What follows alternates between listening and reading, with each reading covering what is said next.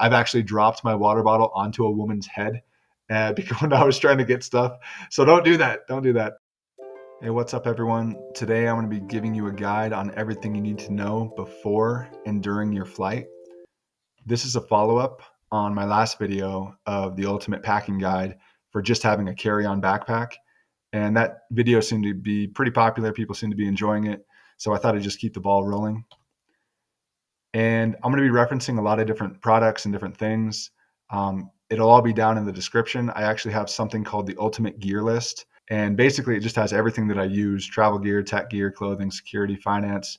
It has pictures of all the different products that I use, the name, a link. Most of them go to Amazon, so you can go and check out the reviews for yourself, the approximate price, as well as a short description as to why I like the product. So you can check that out. Let's say that you've booked your flight, and what's the very first thing you need to do? You need to make sure that you have a good seat. You never, ever want to be in the middle seat unless you're a psycho. Um, some people like the aisle seats because they like to get up and walk around, or maybe they know that they're going to have to use the bathroom if it's a longer flight. Some people like the window seats because they want to look out and they want to see everything. But there are such things as objective good seats and objectively bad seats. And Seat Guru will break that down for you. I actually made a whole video on this. It's pretty good. So I'll put that in the description so you can always make sure that you have a good seat before your flight. The next thing you need to do before your flight is the morning of your flight or shortly before your flight, within 24 hours, you need to check to make sure that your flight is on schedule. So there are three different websites that you can check. The first one would just be the airline itself, their app or their website. That's probably the last website to be updated out of the three options, which is kind of surprising.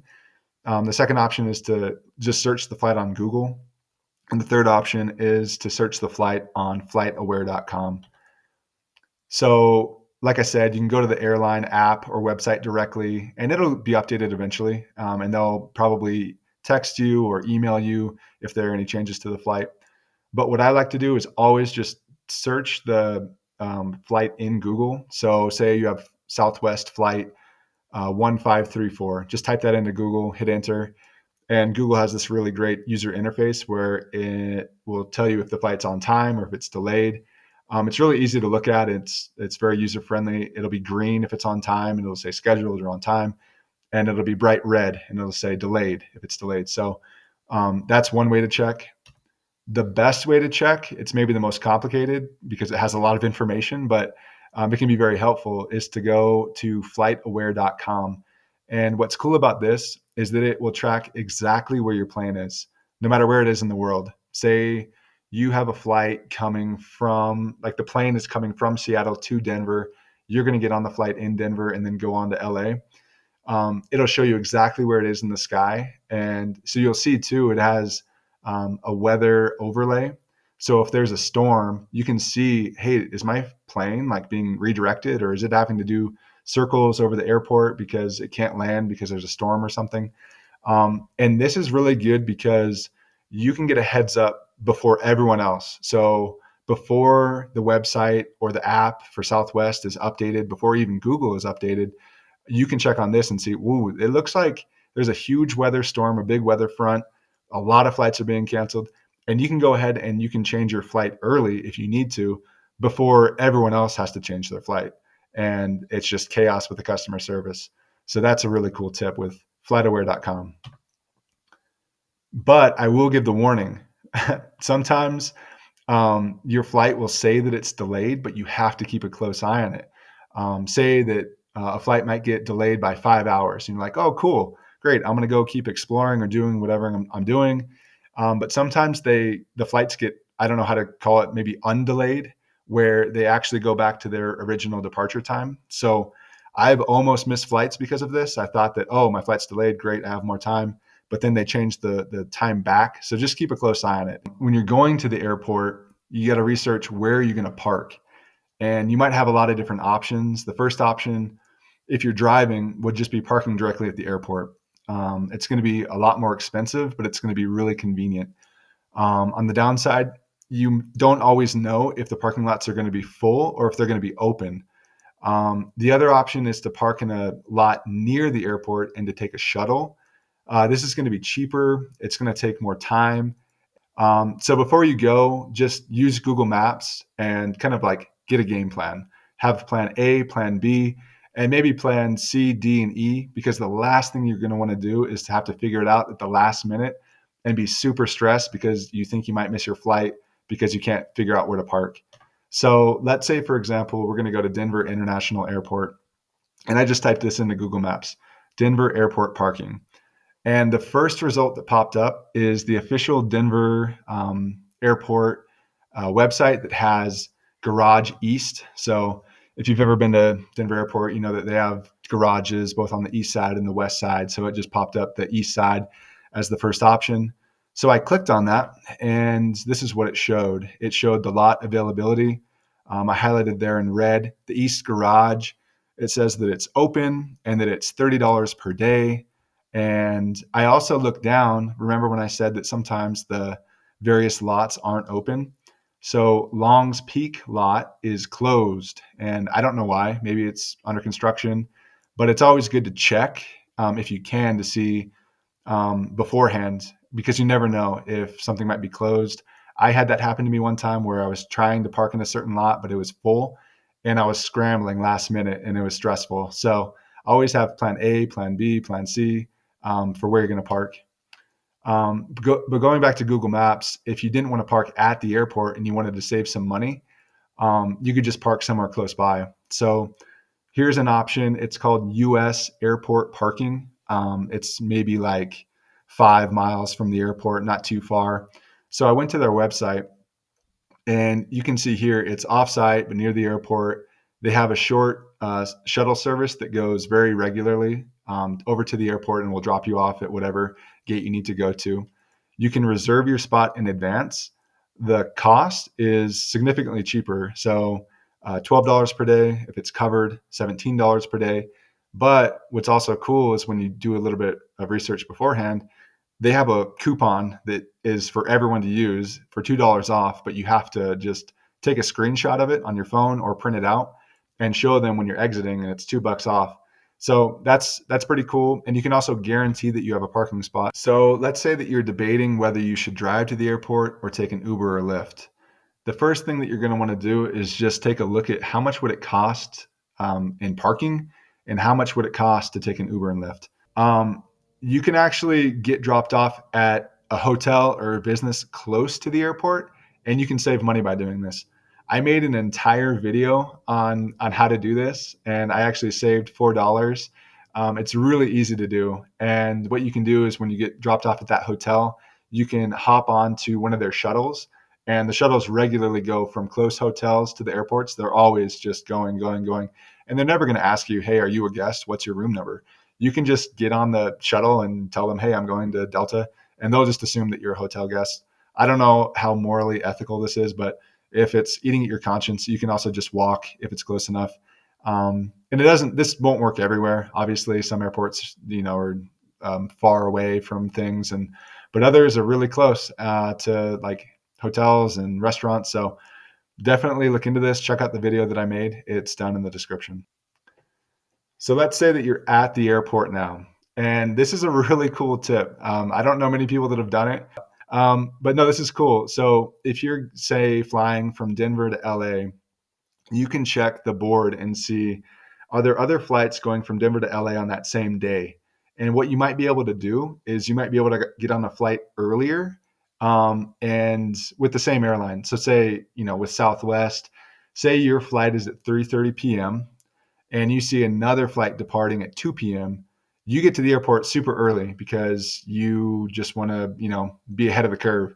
So say it's 1:30, there's a flight leaving in 30 minutes. What you can do, you can actually walk over to that flight that's leaving at 2 p.m. and you can just politely ask them, hey, is there any room on this flight? Like, I'm going to be on the next flight, but I see this one's going earlier. And I've actually done this multiple times and it's worked. And the first thing they always ask, do you have any checked bags? And I always say, nope. And definitely check out my other video on how to pack just one bag, one carry-on bag. It is a game changer. It'll help you out so many times. And as well, you can also check out other airports in the vicinity. So in the greater Los Angeles area, there's Burbank, Ontario. And if you see Southwest flights from Denver to those other airports that are close by, I don't care. As long as I get to Southern California, great. That's all I need to do. So I could fly into one of those other airports as well. Next, we're going to look at what you should pack. And the very first thing, the most important thing is a water bottle. If you don't bring your own water bottle, you might get gouged like crazy. They can charge like $7 for a water bottle, and you're going to have to drink it or dump it out before you get to security. That's a big tip. Always have an empty water bottle at security. And once you get through security, you can just refill it at drinking fountains. And at worst case scenario, you can't find a drinking fountain, you can always fill it up in a sink. Some popular bottles are Yeti. I know that like all my family members love Yeti, but they're so heavy and big. They just like that it keeps their drinks really cold or hot. I don't really care about that. I actually like Nalgene's. That's my preferred. That's my go-to. They're really cheap and expensive. They're light. They're durable. So that's my go-to personally.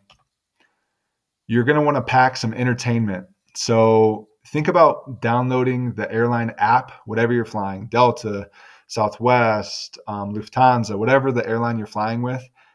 Consider downloading their app because sometimes they offer special like movies or TV shows or different things that you can access. Sometimes you can access the internet. Sometimes you can do messaging through like WhatsApp and get access to their Wi-Fi. So that's the first thing. Think about packing your laptop, a tablet, like an iPad or whatever, a gaming device, maybe if you're old school like me, like a 90s kid, maybe like a Game Boy Color. But the kids nowadays, they have a Nintendo Switch. Have your headphones. There's lots of different kinds of headphones. There's noise canceling. I've personally never used those, but everyone that I've talked to, they all seem to love them. Anyone that uses it seems to really like it. They are a little bit more expensive and they're bulky. I think that's the main reason that I don't use them is that they take up too much room and I like to pack pretty light. You can have wireless like AirPods. I don't know what an airport is. That's a typo. But those are moderately priced and you have to just keep an eye on the battery life on those. Sometimes they don't last very long, but I find that the Apple AirPods do last enough time. Or you can bring wired. This is great. You don't have to worry about batteries or anything like that. They're super small and they don't cost very much.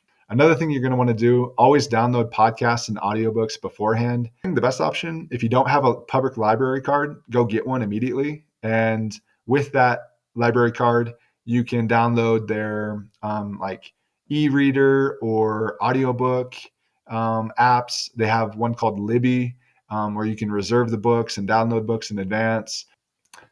Next thing you're going to want to pack, comfort items. Always have an eye mask, always have earplugs. There's no guarantee that you won't have a screaming kid right next to you or that someone will have their screen on like the highest, brightest setting, even if it's a night flight and it's like illuminating the entire cabin. Just always have something that you can cover your eyes and plug your ears. And that's my number one tip for comfort items. A hat, I like bringing a hat because sometimes the airplanes are just freezing. And even if you close the little fan above your head, sometimes the air still blows out. So I like to have a hat that I can, block that fan, but also just pull it down over my eyes. And this one is a little controversial for me. I've never really found one that I totally love, to be perfectly honest. And they have different kinds. They have inflatable ones. So these are ones that are really cheap. They're really light. They pack down. They're really small, but they don't provide a whole lot of support always. Neck pillows. I've actually tried getting a neck brace. So this doesn't cost very much. And I thought it looked pretty weird, but in reality, like it doesn't look weird at all. It just looks like a normal neck pillow and it provides a lot of support. I like it. I don't love it, but I like it. It's worked for me. And the last one, I've heard so many good things about this. It's called a turtle pillow, TRTL. It's very expensive. I think it's like 60 or more dollars, but it's very bulky. And this is the reason I probably haven't used it is that it doesn't really break down. The neck brace one is kind of my go-to one that I use because I strap it to the outside of my bag. But yeah, everyone that I've talked to that travels a lot, they all seem to swear by turtle. So you can check it out for yourself, see what you think. The next thing you're going to want to always bring is a snack bag. You always want to bring your own snacks because airline food isn't always the best, right? Sometimes it's good, sometimes it's not. And I put the type of snacks that you want to pack in order of what you want to eat first. So fruit, sandwiches, those things can get really like smushed and beat up in your bags. Dried fruit, trail mix, nuts, granola bars, jerky, and there's all different kinds of bags. I like the ones that either if they are reusable, the ones that pack down really small. But my go-to is actually the in the bottom left, the just plastic bags that you get from grocery stores. They're so handy. Always, always, always have some of those on hand. And speaking of food, there's this really cool company. There's probably multiple, but there's one called Equal Eats. And basically, it's these food allergy cards that you can customize for your own particular allergies or dietary restrictions if you have any. And you can make them into any language that you need to. So say you're flying to Japan, you can have a card or couple cards that have English on one side and Japanese on the other, and you can specify it for the exact things that you need to avoid.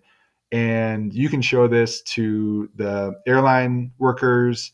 You can use it once you get to the country in restaurants or grocery stores or wherever. Definitely check those out if you have any dietary restrictions, and keep one in your wallet, keep one in your backpack. And when you're packing, you always have to think about, okay, are these items that I need easily accessible? The worst thing you can do is like, hey, I packed all my stuff. I got my water bottle, my entertainment, my comfort items, my snacks, but they're all at the bottom of your bag and you can't get to them. Like that's the worst thing. And then you have to stand up. You have to pull all the stuff out of your bag, like up in the overhead thing. And it's just like, it's so awkward and it sucks. I've actually dropped my water bottle onto a woman's head because when I was trying to get stuff. So don't do that. Don't do that. And other things that you need to have easily accessible charging cables, uh, portable battery. So that's like the Anker battery that I've talked about. Pen, always have a pen. You got to fill out custom forms. You got to sign anything. Always good to have a jacket, a hat. Like I was saying, if you get cold. Also toiletries. If you have a long flight, it's really nice to have a toothbrush and toothpaste handy just to get that like funk out of your mouth. You know what I'm saying? Um, Eye drops, chapstick, comb, mirror, makeup, whatever you need for things that you'll know that you'll need, have them easily accessible at the top of your bag, maybe in your pockets. And there you go. That's it. That's the ultimate pre-flight and flight guide. I hope that you found this helpful. Let me know in the comments if anything stood out to you. But yeah, that's it. Thanks so much for watching.